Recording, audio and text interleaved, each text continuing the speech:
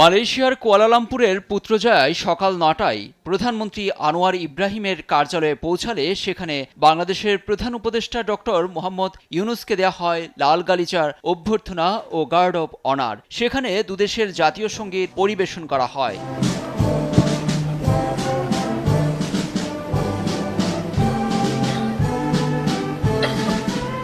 এরপর মালয়েশিয়ায় কর্মরত বিভিন্ন দেশের রাষ্ট্রদূতদের সঙ্গে শুভেচ্ছা বিনিময় করেন ডক্টর ইউনূস। শুভেচ্ছা বিনিময় শেষে প্রধানমন্ত্রীর কার্যালয়ের পরিদর্শন বইয়ে সই করেন তিনি। পরে প্রধানমন্ত্রী আনোয়ার ইব্রাহিমের সঙ্গে দ্বিপাক্ষিক বৈঠকে বসেন। দ্বিপাক্ষিক বৈঠকে প্রতিরক্ষা, জ্বালানি ও হালাল খাদ্যসহ বিভিন্ন খাতে 5টি সমঝোতা স্মারক সই হয়। 3টি নোট বিনিময় চুক্তিও স্বাক্ষর হয়েছে। এরপর যৌথ সংবাদ সম্মেলনে আসেন প্রধান উপদেষ্টা ও মালয়েশিয়ার প্রধানমন্ত্রী। ব্রিফিংয়ে মালয়েশিয়াকে বাংলাদেশের ব্যবসায়ী অংশীদার এবং বন্ধু রাষ্ট্র আখ্যা দিয়েছেন অন্তর্বর্তী সরকারের প্রধান উপদেষ্টা ডক্টর ইউনূস। বাংলাদেশে বিনিয়োগ বাড়ানোর আহ্বান জানানোর পাশাপাশি রোহিঙ্গা প্রত্যাবাসনে মালয়েশিয়াকে পাশে চেয়েছেন তিনি।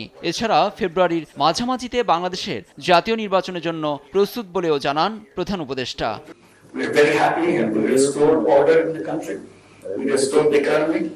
We restored institutions to function within just about a year.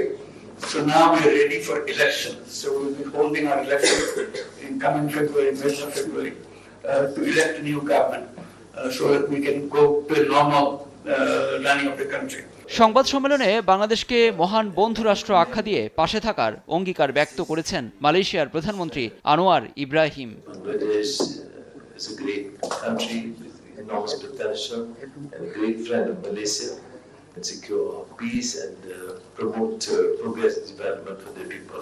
বাংলাদেশের শান্তি প্রতিষ্ঠায় ডক্টর ইউনূসের গুরুত্বপূর্ণ ভূমিকার প্রশংসা করেন আনোয়ার ইব্রাহিম। লুৎফর কবির, দেশ টিভি।